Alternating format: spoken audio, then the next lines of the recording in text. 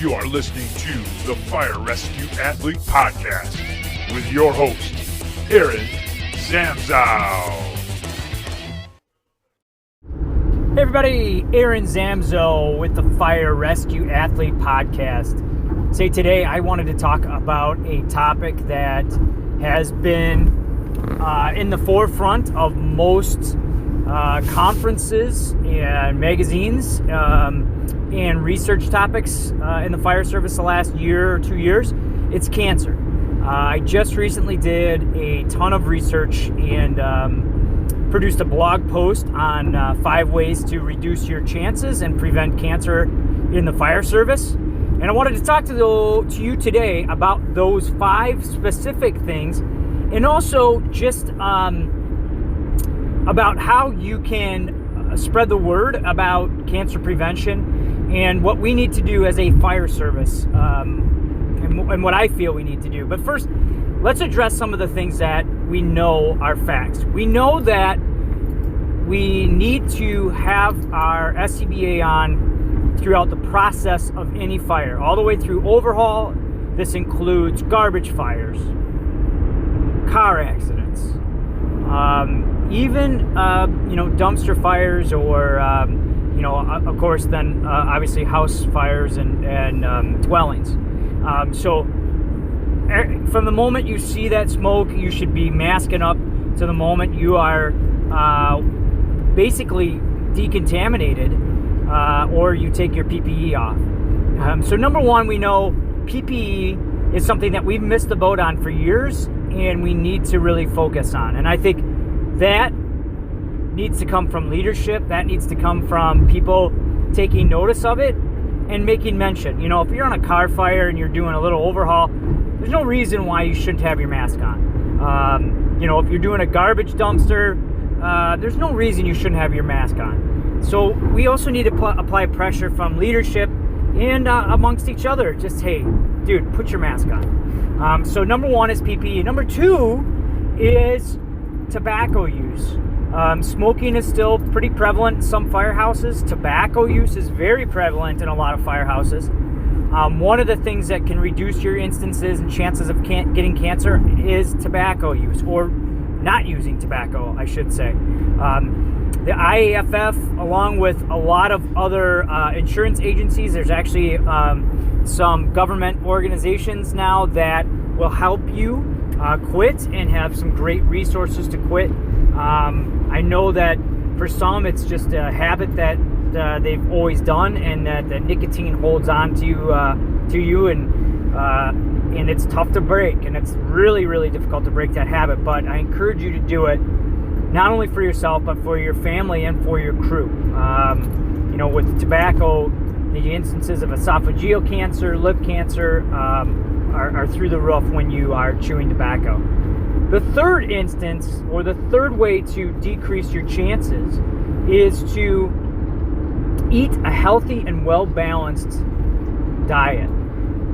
I think the third and the fourth reasons that I'm going to give can reduce your incidence and chances of cancer by anywhere from 20 to 30%, depending on the type of cancer.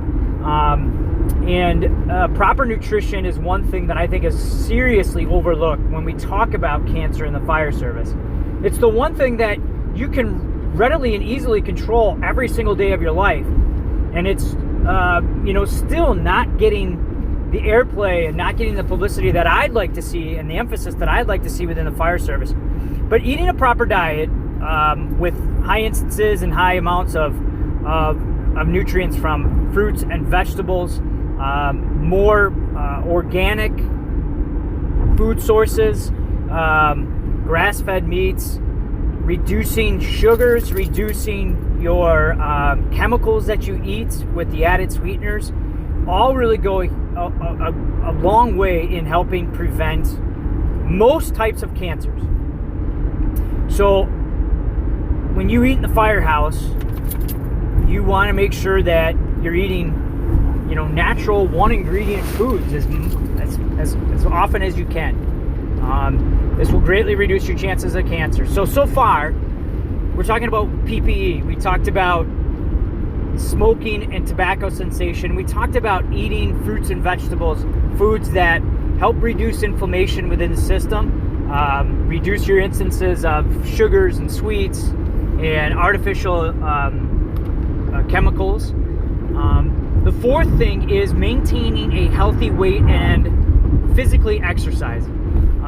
Maintaining a healthy weight and physical exercise can help not only reduce your chances of most cancers, but it can also reduce your chances of heart disease and stroke.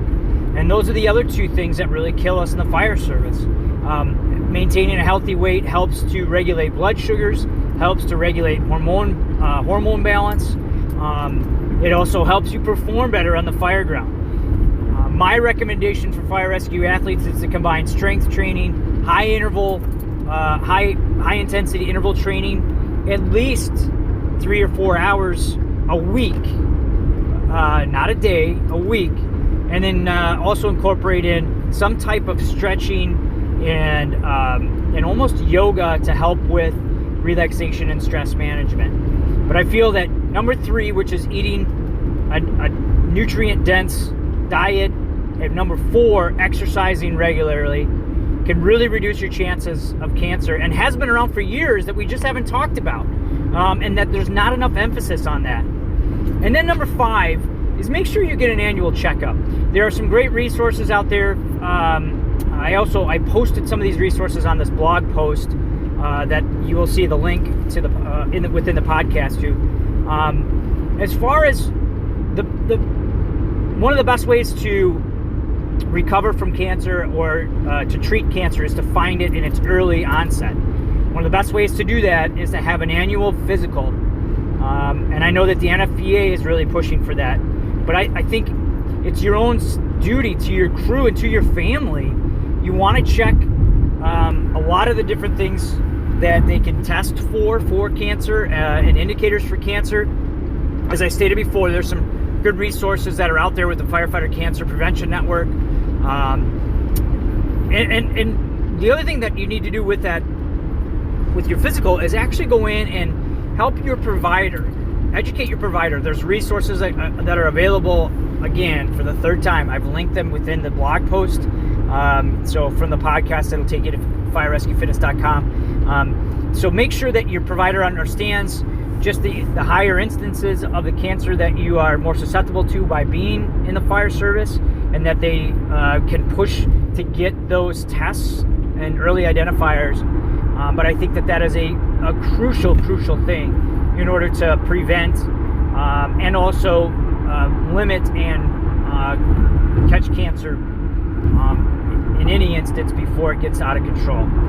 So those 5 things, I really think that you should, as a member of the fire service, you should promote to your crew, to your department, and find ways that you can get annual medicals, and you can get protocols in there where you're allotted time to work out. Put pressure on your firehouse cooks to cook more healthy and give healthier options. Put pressure on those people that are smoking still. I always like to say with smoking, you can always challenge them with some money to try to quit smoking.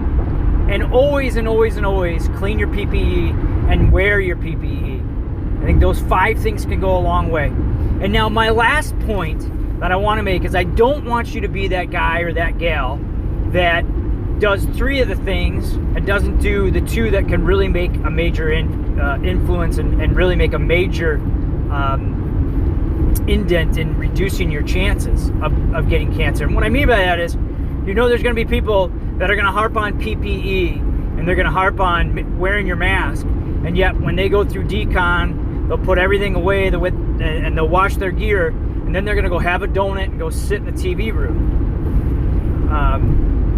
My message is, don't be that person. Try to incorporate all 5 of these things, not only for you, but for your crew and for your family. So let's try to prevent cancer. Let's try to reduce cancer in the fire service.